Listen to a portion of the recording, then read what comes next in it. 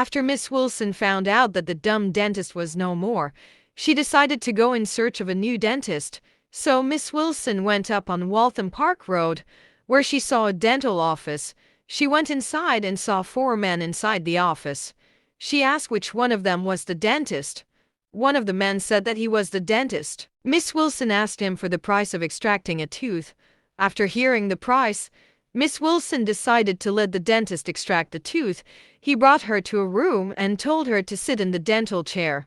He told Miss Wilson to open her mouth and gave her an injection to numb the gum. After waiting for a few minutes, he extracted the tooth, but Miss Wilson realized that the tooth was broken and only part of it was out. She told the man that part of the tooth was still in her mouth.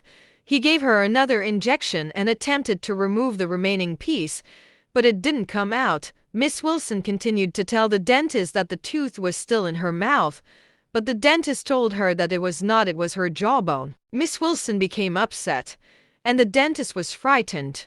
Then, the strangest thing happened. The dentist rested his head on Miss Wilson's chest, looking like he was about to cry. He told Miss Wilson that he would take her to his dentist friend across the street to remove the tooth, but when they arrived, the office was closed, so they had to go to another office, and it was also closed. Miss Wilson was walking with him on the road, with her hand on her head. They went to a third office, which was across from a Chinese cemetery. When they arrived at the third office, Miss Wilson overheard the dentist telling the man, "How many times do I have to warn you about doing these things?"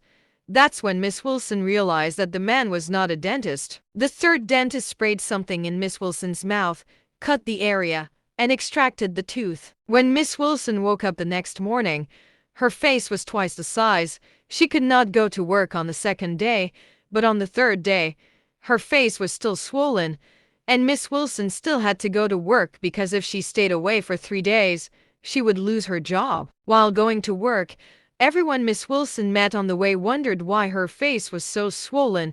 Miss Wilson kept telling them that it was just a toothache. When she arrived at work, everyone in the factory was shocked to see her appearance. Still, Miss Wilson continued to go to work every day until her face went back to normal. After all that had happened, Miss Wilson was afraid of the dentist.